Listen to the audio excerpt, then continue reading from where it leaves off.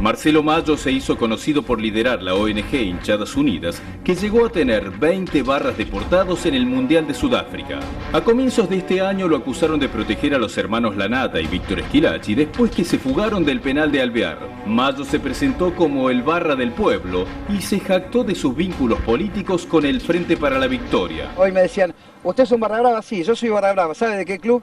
De la gente, de aquel más necesitado. Trabajamos desde las instituciones, trabajamos políticamente siempre, hemos acompañado la candidatura de un compañero como Julián Domínguez, ha ganado después Aníbal Fernández la interna y después acompañamos a Aníbal Fernández. ¿Qué vinculación tiene con Aníbal Fernández? Ninguna, la de un dirigente de la calidad de Aníbal Fernández. Soy un hombre político, un animal político que apasionantemente abrazó esta causa nacional y popular. Además, negó tener cualquier conexión con los condenados por el triple crimen de General Rodríguez. ¿Usted tuvo contacto en algún momento a través de redes sociales con los prófugos, con los Lanata, con Esquilachi? No, ninguna, nunca, jamás.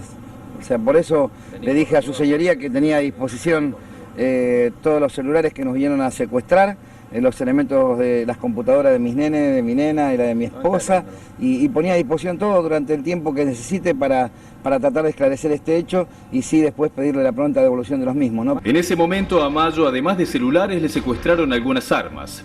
La mala noticia para él llegó el jueves pasado cuando se conoció que la pistola Tanfoglio calibre 40 que le llevaron en un allanamiento es la misma que en julio de 2008 se usó para matar a 2 narcos colombianos en el shopping de Unicenter. Esa es la pistola que encuentran en mi casa, que no estaba precisamente a nombre mío precisamente, que estaba a nombre de mi amigo, y mi amigo me la había dejado y se había olvidado de dejarme la cédula, que se presentó a la fiscalía el día lunes y que le dijo al fiscal que esa pistola la había dejado una semana antes en mi casa, presentó la documentación y me la entregaron. A Marcelo Mayo fueron a arrestarlo el viernes, pero ya se había fugado. Su abogado, José Novelo, promete que se va a entregar en unas horas si lo dejan ver las pericias que lo incriminan. La recomendación es mía que se presenten, pero él, con muy buen tino, me dijo que él se quiere presentar, pero primero quiere ver las pericias y queremos saber por qué no se notificó a la defensa y la decisión de él es entregarse en 2 días, pero primero queremos ver la pericia. El problema es que según esas pericias, el arma que él tenía se usó para cometer el doble crimen de Unicenter. Cuando lo cotejan, hay una relación con el arma utilizada en Unicenter. ¿Qué se hace posteriormente? Se lleva el arma y se la dispara 12 veces, se la compara con las 9 vainas que se secuestraron ese día y la correlación, según el informe de la Policía Federal, es total. En la Argentina suceden cosas sorprendentes. Es sorprendente, por cierto, que Messi haya errado el penal que después provocó la catástrofe nacional que estamos viviendo ahora, pero también en la justicia suceden cosas sorprendentes como esta. Una pistola conecta 2 escándalos. Y los conecta de una manera contundente. ¿Por qué? Porque una pericia balística es un indicio forense fuerte. No es solamente un testigo que dice, uno que habla, otro que conjetura, un político que denuncia, uno que dice que le parece y una teoría conspirativa. ¿Sí? Estamos hablando de una pericia. Ustedes escuchaban recién al ministro de Justicia de la provincia de Buenos Aires, Gustavo Ferrari, decir que habían hecho una pericia y que indudablemente la pericia de las balas que habían matado a los colombianos de Unicenter era la del arma que aparecía en la casa de Marcelo Mayo. Después vendrán las contrapericias, se discutirá a ver si eso está bien o no, pero hasta ahora esa pericia es lo suficientemente contundente como para que una jueza federal, Sandra Arroyo Salgado, la ex esposa del fiscal Nisman, pida las detenciones. Y cuando uno lee la cantidad de gente que pidió la detención, claro, el más conocido es Marcelo Mayo, el tipo al que habían ido a buscar equivocadamente y que tuvieron que soltar, poco menos que pidiéndole disculpas, ¿sí? Porque esto también hay que decirlo, en la triple fuga, aquel papelón que comete el gobierno, ni bien asume, cuando se escapan los Lanata y uno de los Esquilachi, se escapan de la cárcel de General Alvear y después, recuerden, todavía estamos esperando el informe de Patricia Bullrich, la ministra de Seguridad, diciendo, detallando las piedras en el camino y la conspiración que hubo para que estos muchachos pudieran llegar hasta Santa Fe. Nada, se fueron a la cangú de la suegra. Pero en este revoleo, cuando lo van a buscar a Marcelo Mayo, encuentran esta pistola, la famosa pistola Tanfoglio. esta pistola es la que, según la pericia, mató a los colombianos en Unicenter. Y ahí empiezan las dudas, porque hasta donde nosotros veníamos estudiando, lo que venimos siguiendo estos temas, nos tomamos la paciencia de leer los escritos judiciales, una cosa no conectaba con la otra.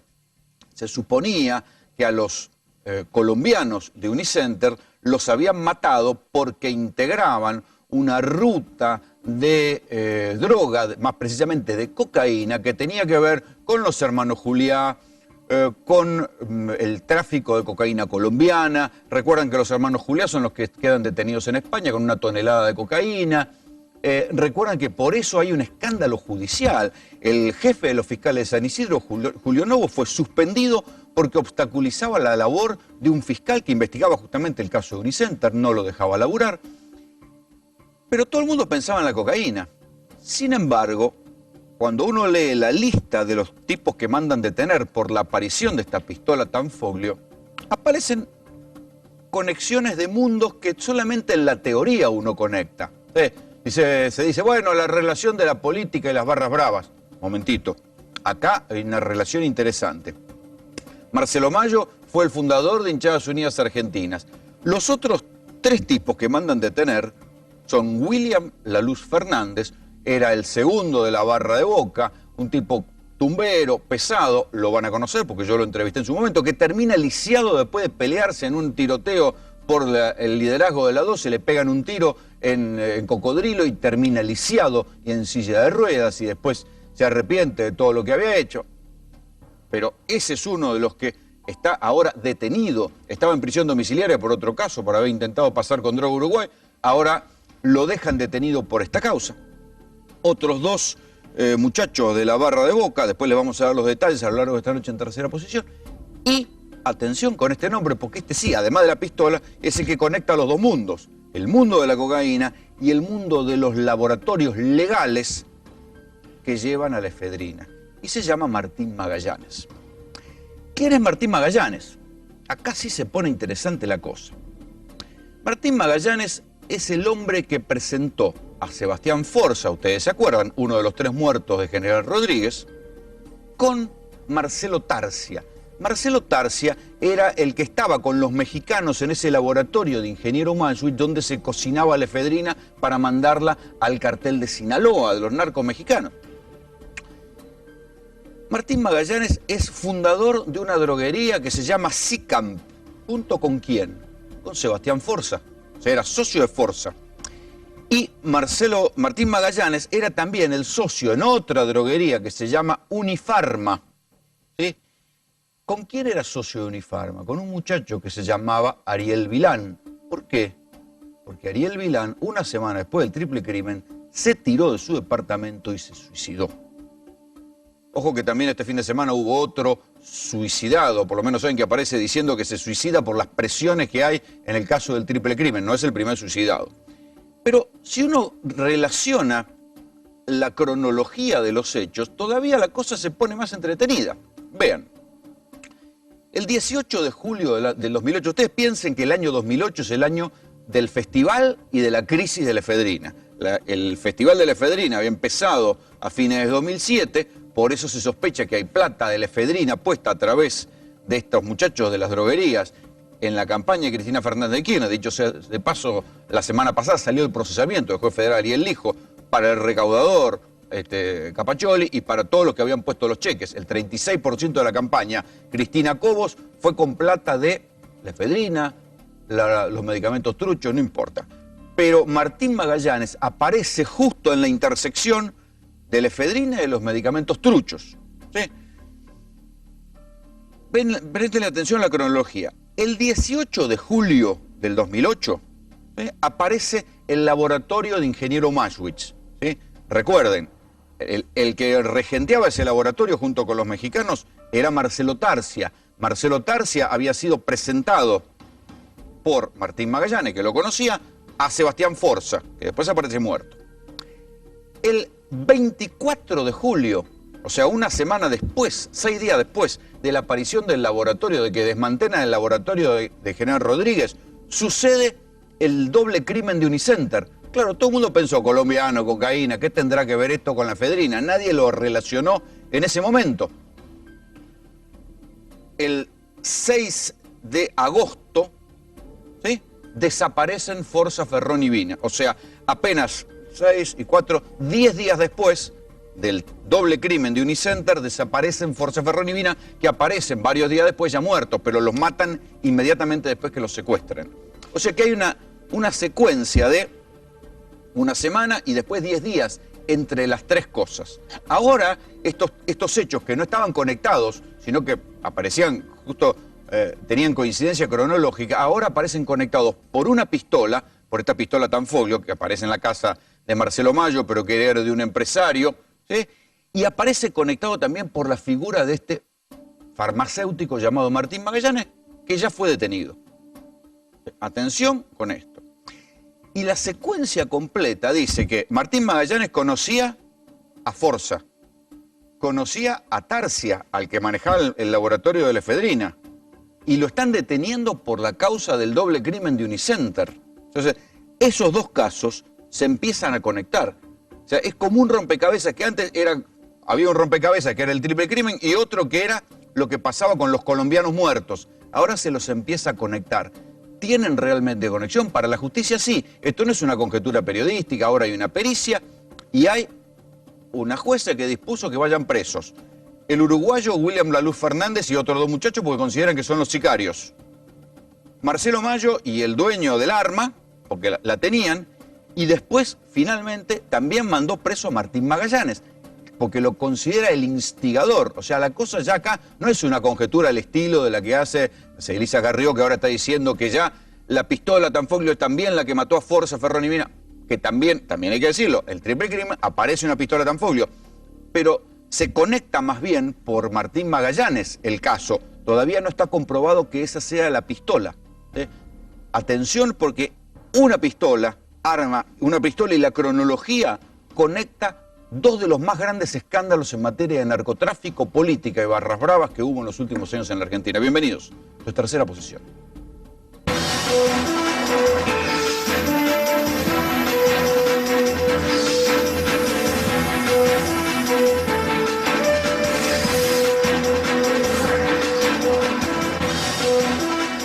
Antes de la 24, tengo en línea justamente al fiscal Luis Angelini. Fue el fiscal que estuvo en la Fiscalía de San Isidro investigando el crimen de los dos colombianos de Unicenter. Doctor Angelini, Graña le habla. Buenas noches, ¿cómo le va?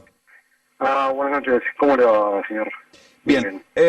Usted ahora ya no tiene más la investigación de este caso, pero usted había llegado, conocía a los involucrados que ahora están detenidos. ¿Hasta dónde llegó usted?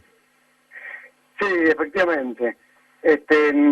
Primero el doctor Grau en 2009, después yo durante 2010 y 2012 requerimos medidas de coerción jurisdiccionales, detenciones y pedidos de indagatoria con respecto a los sujetos que se mencionan actualmente, es decir, a los que usted hizo alusión, Magallanes, Olmedo, Moreira. Pero ustedes pensaban que tenía, o sea, a Magallanes, ¿cómo llegan a Magallanes? Porque Magallanes, se supone que cuando uno pensaba en colombiano, iba por el lado de la cocaína, no por el lado de la efedrina. ¿Usted, por qué llegan a Magallanes? Bueno, en rigor es una pregunta compleja de responder porque hay una multiplicidad de cuerpos, hay miles de fojas, es una vasta investigación que duró años y que incluso está conectada con otras. Ustedes imagínense que se han probado conexiones de relevancia entre el caso conocido como Unicenter y otros casos de trascendencia pública e institucional, como ser el conocido caso Juliá, el triple crimen y la ruta de la efedrina. Es decir, en rigor es un complejo entramado, o pareciera ser un complejo entramado de crimen organizado ligado al narcotráfico, probablemente al lavado de activos, y no se descarta la participación directa o indirecta de agentes del Estado en toda esta actuación. Usted recuerde que yo en 2012 formulé una denuncia criminal por encubrimiento agravado en relación al narcotráfico y agentes del Estado, donde resultó imputado el fiscal general de San Isidro, Julio Alberto Novo. Sí, que eso... no solo fue, discúlpeme, no solo fue licenciado, como usted dijo, sino que en función de la multiplicidad de elementos de prueba que le permitieron a la jueza sospechar de su autoría, fue llamado indagatoria por la presunta participación de la Comisión de los Delitos de encubrimiento agravado en carácter de coautor en concurso ilegal con incumplimiento de los deberes de funcionario público, abuso de autoridad y entorpecimiento de la labor funcional. Es Doctor, decir, me permite que lo traduzca para el común de la gente. Lo que, Sí. a ver, déjeme que lo traduzca. Yo sé que usted tiene que hablar con la precisión del lenguaje del mundo del derecho, pero déjeme que lo traduzca. ¿Cómo no? Hasta donde yo sé, el fiscal Novo, usted denunció a la justicia y la justicia le dio a la derecha en que el fiscal Novo no lo dejaba investigar los casos escandalosos de narcotráfico que le habían tocado a usted, entre ellos el doble crimen de Unicenter y otras escenas de sicariato vinculadas y que le quitaba los medios para investigar. Por eso usted lo denunció por encubrimiento, ¿es así? Sí, en esencia es así. Mi denuncia tiene unas 120 páginas y carpetas de documental que no podrían racionalmente sintetizarse en una respuesta muy concreta, como lo que usted reclama. Pero sí, podría decirse que se asemeja a lo que usted dice, sí. Bien, dígame, ¿cómo aparecían los barrabravas de Boca? ¿Sí? William La Luz Fernández y los otros dos muchachos, Ovejero y el otro más. ¿Cómo aparecían? O sea, ¿cómo aparecían, los habían visto en Unicenter? ¿Por qué ya los estuvieron investigando y se había mencionado su nombre en su momento? Bueno, según la prueba que hay en el expediente, de que insisto, deben ser más de 100 cuerpos, ¿no? Pero existen, entre otras evidencias, que se han tomado todo público, algunas, un análisis de comunicaciones, existen declaraciones testimoniales, existen testigos de identidad reservada que lo señalan, y toda una serie de pruebas indiciarias que en forma conglobada permiten inferir provisionalmente que estas personas habrían participado de la ejecución del crimen llamado crimen de Unicenter. Ahora, usted en su momento no los había imputado, todavía no los había logrado imputar. No. Estaba investigándolos. Sí. No, en absoluto no, están formalmente imputados. ¿Ah, sí? Sí, por supuesto. Incluso yo he requerido órdenes de detención con respecto a algunos de ellos, e incluso existe un llamado de indagatoria de mi parte. Entonces, ¿eso era parte del encubrimiento de Novo? Yo estimo que sí. La hipótesis que yo quiero que se juzgue y que someto a consideración de la doctora Arroyo Zanagoski, por supuesto. El doctor Novo, a mi juicio, lo que ha hecho es, mediante su actividad, encubrir todo este entramado. Es decir, encubre una serie de relaciones. Que tienen que ver con... Sí. La aparición de la pistola, que ahora es una... O sea, yo sé que una cosa son los indicios y otra cosa es una pericia fuerte, una aparición de un dato fuerte como el de la pistola. Sí. ¿Le termina dando la razón a su investigación, por más que ahora ya no esté en su fiscalía, sino que esté en la Fiscalía Federal? Mire, las órdenes de detención que se han librado ahora de la Justicia Federal, por supuesto que avala el derrotero, el rumbo de investigación que era traído por mí y antes por el doctor Grau, que hemos mantenido en las notas esenciales coherencia.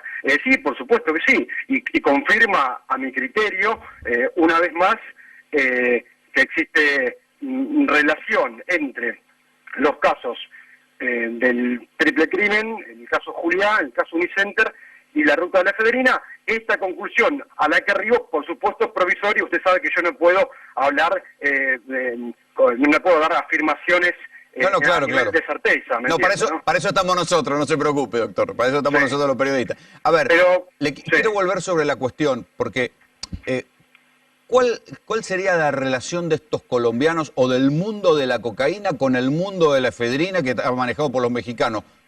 ¿Cómo se conectaba? Porque hasta ahora, de lo que yo he leído, no aparecía ninguna conexión. Por eso me asombra tanto la conexión de los dos mundos, ¿no? Colombianos cocaína, mexicanos efedrina. Mire, acá lo que aparenta ver son conexiones en general con el narcotráfico y las derivaciones de esta actividad. Las derivaciones pueden ser lavado de dinero, incluso las derivaciones pueden ser lo que comúnmente se ve en televisión como el sicariato. Es decir, y hay un punto de conexión que es un punto de intersección que es el que aglutina o el que pareciera aglutinar, mejor dicho, todos estos casos. Es decir, el caso del sicariato, el caso del narcotráfico. El narcotráfico con respecto no a una sola sustancia, cocaína o marihuana, no, es más genérico. Ahora, si usted pero me pregunta, la efedrina era legal todavía en aquel momento. ¿Para qué llamar a señores del mundo de lo ilegal, como con los colombianos y el narcotráfico de cocaína? Si todavía era legal para aquel año, para 2008, ¿no? No, bueno, en rigor me está preguntando datos cuya precisión quizá no sería prudente afirmar de mi parte. Bueno, ese es mi trabajo, preguntarle cosas que sean incisivas, ¿vio? Porque usted, imagínese que el llamado caso de la ruta de la efedrina y el derivado actualmente ni siquiera está en conocimiento el principal de la doctora Arroyo Salgado, sino de la doctora, tengo entendido, Servini de Cubrida, y quizá ellos deberían responder más prolijamente a una respuesta como la que usted realiza. ¿Usted tuvo en cuenta la cronología de hechos? Porque ahora, mirado a la distancia, entre la aparición del laboratorio de la efedrina en General Rodríguez y el crimen, el doble crimen de Unicenter, hay 6 días, y después, 10 días después, es el triple crimen de General Rodríguez. ¿Usted ya lo tenía en la cabeza esto? Pero acá quizá el punto en común, el punto de intersección, no sería la calidad del estupefaciente, sino que sería a lo mejor individualizar si un grupo de personas estaban comenzando a realizar una actividad de sicariato, como por ejemplo, le doy un ejemplo, como la famosa oficina de Envigado, ¿no? Se puede asemejar a tal. Es decir, acá hay que descubrir si en un momento dado y desde un lugar no se empezó a traficar con estupefacientes y además se empezó a reclutar mano de obra quizá relacionada con barras bravas que terminaron realizando una actividad de sicariato. De sicariato no estoy hablando en términos jurídicos, ¿no? Para que se entienda. Bueno, me perdí un poco en la conexión con Martín Magallanes, digamos, que es el que aparece en las dos causas. Apareció mencionado y declaró en la causa del triple crimen y la efedrina, y usted ya lo había mencionado en esta investigación. ¿Qué es lo que lleva a Martín Magallanes a conectar? O sea, ¿por qué usted lo tenía en la mira? Mire, lo principal son algunas declaraciones testimoniales, como le dije antes, el análisis de sus teléfonos celulares o de su teléfono celular, y hay algunos también informes de inteligencia o algunos informes prevencionales que también lo han sindicado. Es decir, no es una sola prueba, es una conjunción de una multiplicidad de pruebas que deben valorarse en conjunto y de ahí extraerse una conclusión. Esto es una apretadísima síntesis de lo que yo le cuento, que son decenas de cuerpos, difícil de sintetizar y que incluso yo no me atrevería tampoco a explayarme demasiado, toda vez que actualmente quien tiene que hacer un análisis minucioso e incluso resolver las situaciones procesales de estas personas es la justicia federal y ya no es mi competencia. Entonces yo, bueno, me refiero más o menos a los datos que yo tenía hasta el momento de remitir las actuaciones a la doctora Arroyo Salgado, y bueno, no quiero apresurar conclusiones que pudieran quizá molestar de algún modo la actividad jurisdiccional de la justicia federal. Doctor, muchísimas gracias por el contacto. Al contrario, gracias por llamar. La importancia del testimonio del fiscal Luis Angelini es que durante años, realmente durante años, en soledad, le sacaban la computadora, no lo dejaban viajar a Colombia, el hombre fue investigando los casos de sicariato y llegó hasta un punto en el cual su investigación ahora cobra verdad. ¿Sí?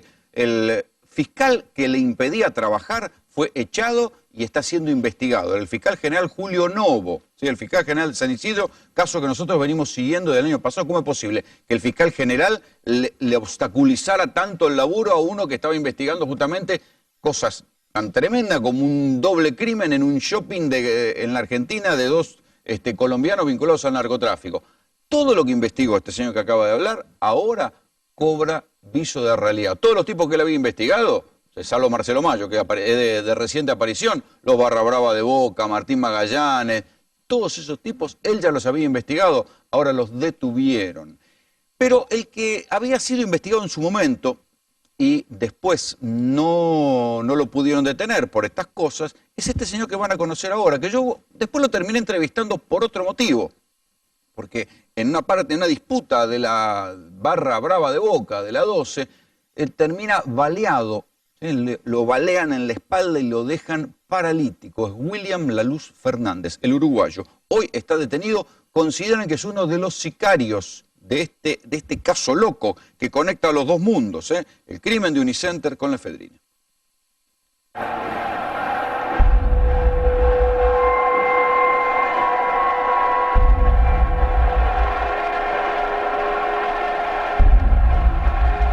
El uruguayo Richard supo ser el segundo de la Barra de Boca. ¿Cómo te ubicabas en la Barra de Boca? Como uno más, un protector. Un protector. Sí. ¿Qué quiere decir eso? Y un protector, cuidaba a Rafa Iseo. ¿Cuidabas en qué sentido? Y lo cuidaba.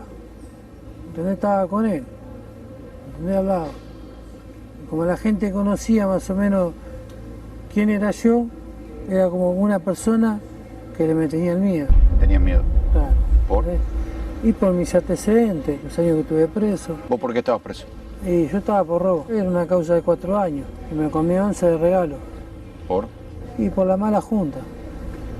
Por la droga, por los motines. En el penal de Villa Devoto, los internos reclamaban mejores condiciones. A mediados de los 90 hubo un motín muy importante en Devoto y está la tapa del diario Clarín, que yo recuerdo, donde hay un recluso que tiene a un guardiacárcel en la cima del penal, lo está teniendo por el cuello con las piernas al aire y diciendo: si no nos dan lo que quieren, yo lo suelto. Bueno, esa persona que salió en la tapa de Clarín en aquel momento, que nadie conocía, esa persona es el uruguayo Richard. Y me pusieron como cabecilla de los motines. ¿Y eras? No. Lo único era que puse un policía al lado. ¿Entendés? En ese momento había mucho alcohol, mucha droga, y no me di cuenta. ¿Qué? Que era un policía. Yo pensé que era un preso. Yo lo puse en la cornisa. ¿Pusiste un policía en la cornisa de Devoto? Sí, pítase de vuelta que está ahí arriba. La leyenda dice que manejabas Devoto. Así dice. ¿Y? Y era. Porque tengo respeto. ¿Entendés? ¿Cómo te ganaste el respeto? Sí, ganármelo como se lo gana uno, en todos lados. Bueno, una cárcel no es todos lados. Defendía al preso. Y me peleaba con la policía todos los días, todos los días, todos los días. Y me despertaba y me tiraron dentro de una celda, le rompía la puerta y salía y seguía peleando. ¿Me entendés? Por mis cosas. Por el derecho del preso. Y un día me quebraron los 2 brazos. ¿Cómo? Y tanto palo que me dieron. ¿En la cárcel? Sí, en el 6. Ahora, estabas loco, vos te peleabas solo contra los otros que tenían palos y armas, contra los guardias. Y todos los penales que tuve me rompieron todo. Los brazos, me pegaban 4 veces por día. ¿Cómo te pegaban 4 veces por día? Y en los reencuentros, en el penal del Chaco, te pegaban 4 veces por día. O sea, vos sabías que ya te iban a pegar 4 veces por día. Me sacaron la zapatilla a palazo. ¿Cómo? A palazo me sacaron zapatilla. Ah, es un milagro que haya salido más o menos sano de ahí. La verdad que se lo agradezco a Dios, no sé quién se lo tengo que agradecer.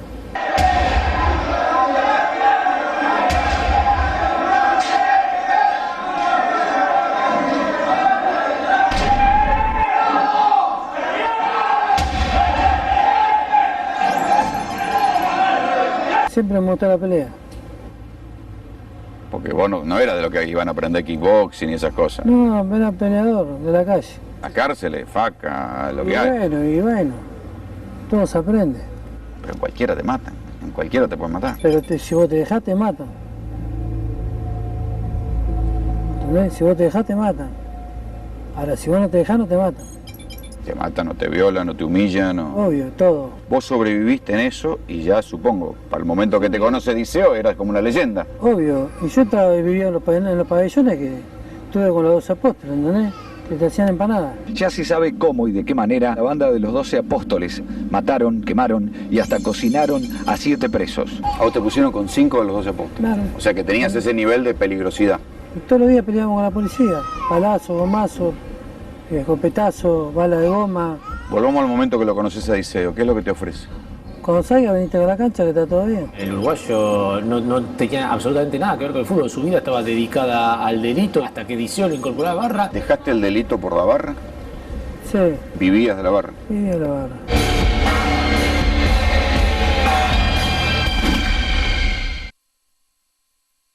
Algunos preferirán pensar que más allá de la justicia terrenal existe otro tipo de justicia que fue la que lo dejó a la Luz Fernández paralítico. La verdad que no fue precisamente una justicia divina, en todo caso fue una pelea de barras, ¿sí? Pero vayamos siguiendo los eslabones de esta historia. William La Luz Fernández, que era ese hombre que ustedes veían en la imagen final de la nota, que estaba en silla de ruedas, quedó en silla de ruedas cuando lo emboscan en Cocodrilo, en la disco Cocodrilo, un tiroteo de barras. Por la espalda le disparan muchachos vinculados a Rafael Diceo, que era el que lo había convocado, que era el que lo había convocado a la barra también, digo, para que sepamos a quién se convoca a una barra brava. Y lo terminan dejando así, en ese estado, paralítico. Aún así, estando paralítico, después lo descubren intentando cruzar a Uruguay en una camioneta con cocaína, se ve que estaba haciendo una changuita, y lo meten preso. Estaba con una pulsera en arresto domiciliario y ahora lo fueron a buscar acusado del triple crimen. ¿Qué hay contra La Luz Fernández en el expediente del doble crimen de Unicenter? Testimonios que lo vieron en los pasillos de Unicenter como montando guardia, ¿sí? Y después cruce de llamados y esas cosas. Pero hasta ahora no había aparecido nada concreto, nada más concreto, ¿sí? Que tuviera que ver con él. O por lo menos la justicia no había dado lugar, la justicia de San Isidro no había dado lugar a que lo detuvieran. Ahora lo detuvieron. Detuvieron también a otros muchachos. Hugo el Pelado Ovejero, Ovejero Olmedo, y el Zurdo Moreira, que también eran miembros de la barra de Boca. Esto, la barra de Boca. Pero siempre se dice la conexión de las barras con la política. Ahora también, como parte de la aparición de esta pistola Tanfoglio que aparece en la casa de Marcelo Mayo, va preso Marcelo Mayo. Y va preso también el dueño del arma, que es un señor de apellido Giso. ¿Sí? Y va preso también Martín Magallanes, que era el farmacéutico a quien estaban investigando. Débora Ramos, abogada penalista, y cuando fue la cuestión de la triple fuga y lo detuvieron a Marcelo Mayo, yo le pregunté en su momento, como ella había sido abogada de Hinchadas Unidas Argentinas, le pregunté por Marcelo Mayo, que fungía de fundador de Hinchadas Unidas Argentinas, y no le gustó nada. No le gustó nada que le preguntara por Marcelo Mayo. ¿Por qué? Bueno, la verdad es que Marcelo Mayo quedó dentro de Hinchadas Unidas como un traidor, como un entregador. Fue el que vino con toda la propuesta de conseguir cierto respaldo económico para que el sueño mundialista de los barras que integraban Hinchadas Unidas se pudiera hacer realidad. Y también terminó siendo el entregador de la nómina de argentinos que quedaron presos. Y lo más terrible aún es que, teniendo él todas las posibilidades políticas y todos los contactos, cuando había 18 presos en Lindela no hizo absolutamente nada. Ahí te digo un momentito. ¿Cuáles eran las posibilidades políticas? ¿Qué vínculos políticos tenía en aquel momento Mayo? Mira, Marcelo tenía una oficina en la calle Arenales, en donde desfilaban políticos y gente muy, muy arraigada al poder. ¿Desfilaban? Sí. Sí, y eso no son palabras mías, son palabras de los propios integrantes de Hinchadas. Entonces veían, por ejemplo, a Fariña, veían... ¿Fariña? A Fariña, sí. Yo dije lo mismo. ¿Ya en aquel entonces? Ya en aquel entonces. Y me lo dijeron en el 2010, así que no... Y en realidad, bueno, él decía... ¿Qué vínculo tenía Marcelo Mayo con Rudy Ulloa? Y era uno de sus secuaces, o digamos un amigote, ¿no? ¿Con Aníbal Fernández? Y él decía que tenía... Él decía. Sí, él decía, según los chicos, acuérdate yo... Con Era el mundo de Quilmes, digamos. Sí, era amigo, era llegado, y para quedar bien con don Néstor, en su momento había, no sé, esas banderas, si te acordás, por allá en el año 2010, con los pingüinitos, eran banderas de Argentina con pingüinos, y que decían Hinchadas Unidas Argentinas, y esas coronaron las canchas de fútbol antes de la previa al Mundial. ¿Quién ponía la plata para esas banderas? Y todo salía de lo mismo. Que es lo mismo. La misma plata la traía, caja de la política. el sponsor era Marcelo La traía Mayo y él. sus amigos, sí. Imagínate Sus que, amigos eran los que estaban. sí, sus amigos, que uno tenía los puntos suspensivos, pero que se rumoreaba que eran muy allegados al poder. Esto era lo que decía Marcelo Mayo cuando lo detuvieron este año y él decía que él era poco menos que Heidi. Su figura desató una interna respecto de si usted trabajaba con Domínguez o trabajaba con Aníbal. ¿Usted reitera que no trabajaba con ninguno de los dos? No, de trabajar, lo repetiste, esto se mezcla con que trabajé para que lo acompañamos con el voto, no me paga ninguno, ¿me entendés? O sea, esto después que quede a criterio de todos los demás, ¿viste? Yo soy un compañero peronista. ¿Qué decía el peronismo? ¿Qué decía el Frente para la Victoria? Acompañábamos en lo local al intendente Gutiérrez, con quien tampoco, si bien lo acompañé con el voto y después de 2 periodos no me nombró ningún compañero de mi agrupación, ninguno estaba nombrado, ninguno puede decir, che, tal muchacho de la agrupación de Marcelo Mayo está nombrado en la municipalidad. Lo propio con Daniel Scioli y también con Aníbal Fernández, si no, mira, me hubiera ido mejor en tantos años de Aníbal, ¿no? Discúlpeme, pero en esta circunstancia usted... Bueno, ahí lo tenía Marcelo Mayo explicando que, bueno, que él era solo un militante político, pero lo cierto es que en aquel momento, cuando allanan la casa, recuerden que nosotros en aquel momento decíamos que la verdad que no le habían encontrado nada que tuviera que ver con la triple fuga. Decían que había habido un encubrimiento, porque en la locura, tanto la policía bonaerense, ya después del cambio de gobierno, como la ministra de Seguridad Patricia Bullrich, salieron a vincular todo con todo. En eso no le encontraron nada, pero por esas casualidades, cuando le allanan, le encuentran una pistola Tanfoglio, ¿sí? Que es ahora es esa pistola, es la que se descubre que con esa pistola habían matado a los 2 colombianos de Unicenter. Entonces uno dice, ¿cómo es posible que este muchacho tuviera esa pistola si era un arma caliente? Pero mejor se lo voy a preguntar a Rubén Martín, que es perito balístico y que en estos casos, viejo, yo voy y lo escucho. Dígame. Bueno, en primer lugar, que sea de igual marca, modelo y calibre no es indicativo de que sea el arma que haya perpetrado el ministro de Justicia dice que Acá se hizo la pericia. El procedimiento va a estar viciado de tantas nulidades que directamente pasemos al estadio siguiente. ¿Por qué? Porque imaginemos... Lo tienen que volver a hacer. No, es más grave todavía, porque si se perdió la cadena de custodia de los proyectiles que abatieron a los colombianos, si se perdió la cadena de custodia y no se supieron resguardar fehacientemente, no hay garantías de que proyectiles obtenidos en ensayos anteriores con esta Tanfoglio no hayan sido sustituidos ahí. Con lo cual, vician el procedimiento. Vos sos más malo que yo, pensando No, pero la realidad... A ver, imagínate, Rolo, que los proyectiles, cuando abandonan el arma, es igual que si fueran un dedo que sale disparado.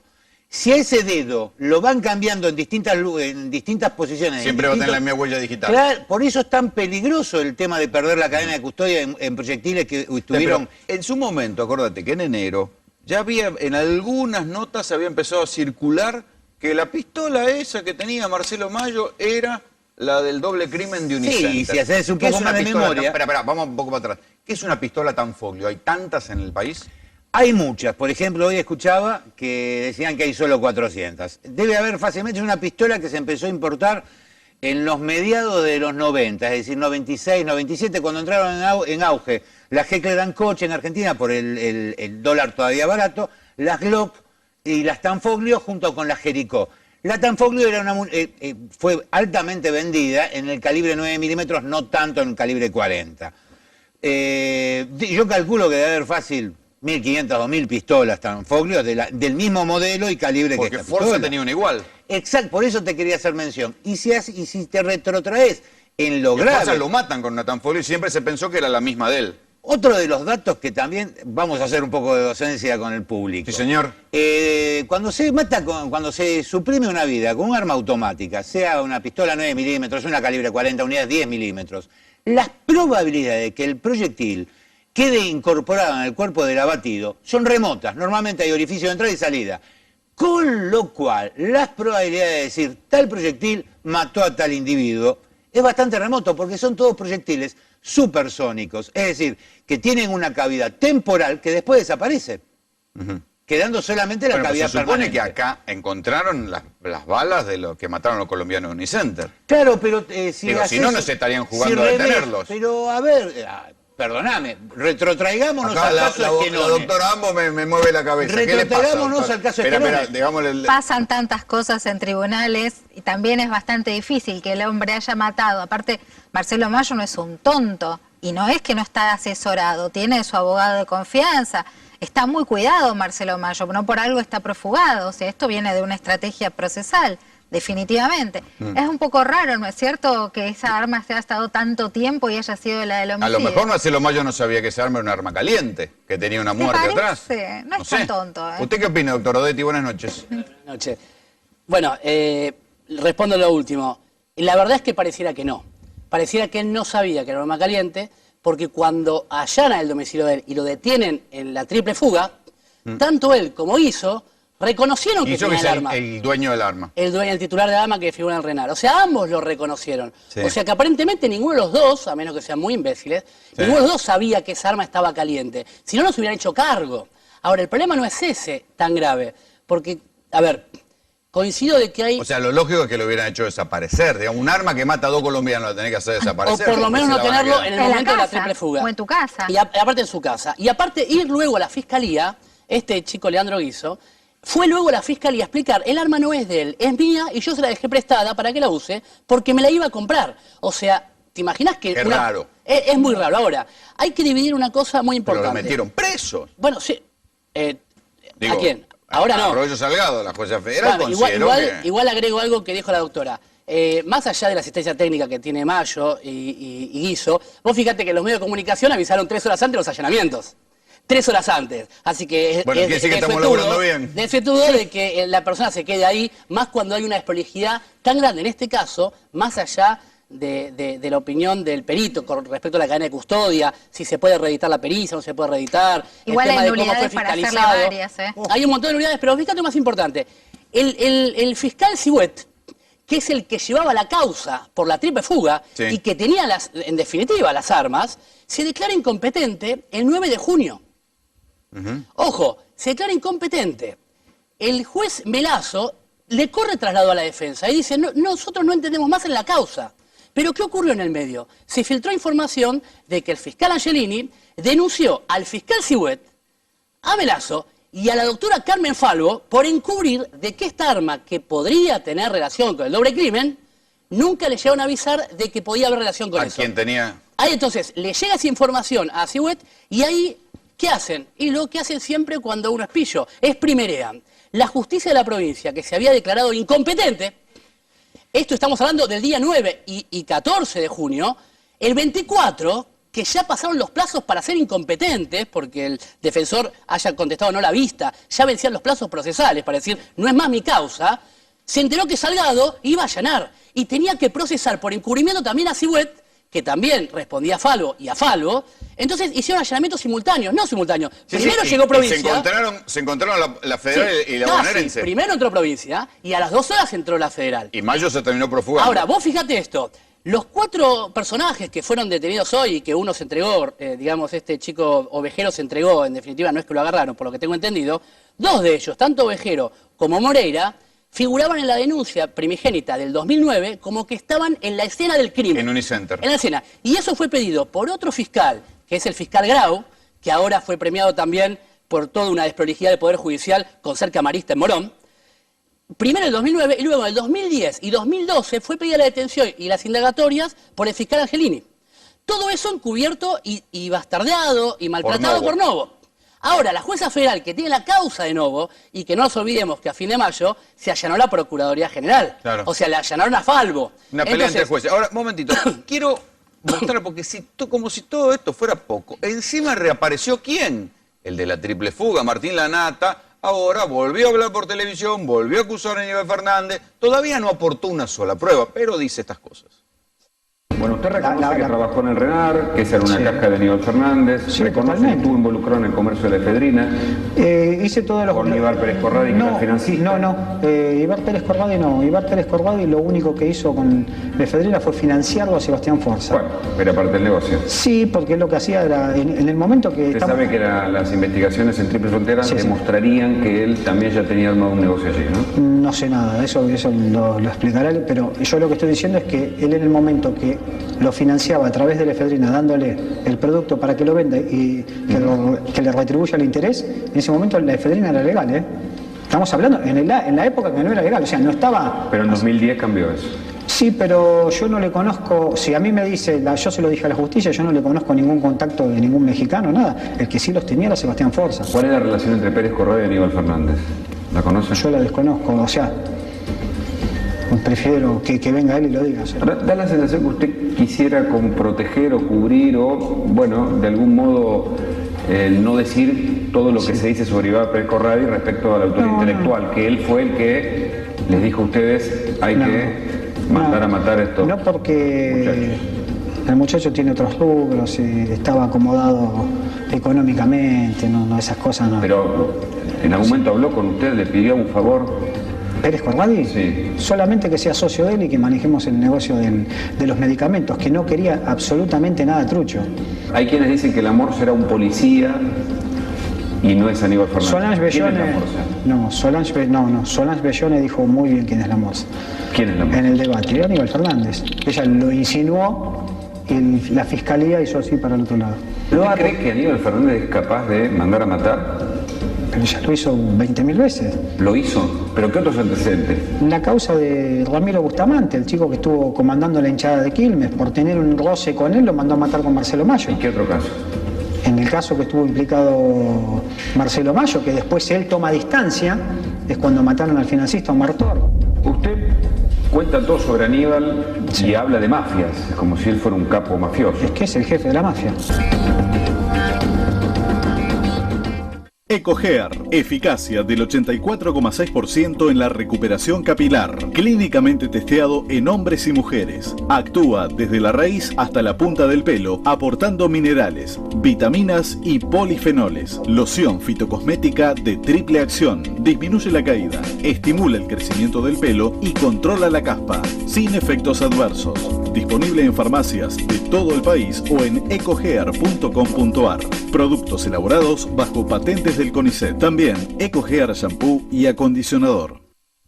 Hay gente que tiene mirada conspirativa y que tiene explicaciones para todo y que ustedes van a ver que les conecta cada cosa con cualquier cosa. Yo, sobre estos casos, trato de esperar a que las pruebas sean más contundentes, pero hay datos que no se pueden ocultar. Por ejemplo, este fin de semana el diario Hoy publicó la historia de cómo aparece muerto Diego Balbuena, ¿sí? Un muchacho que aparece ahorcado en un cañaveral ahí en la zona de Berisso, lo publicó el diario Hoy. Esta fue lo que dejó en la carta, escúchenlo con atención.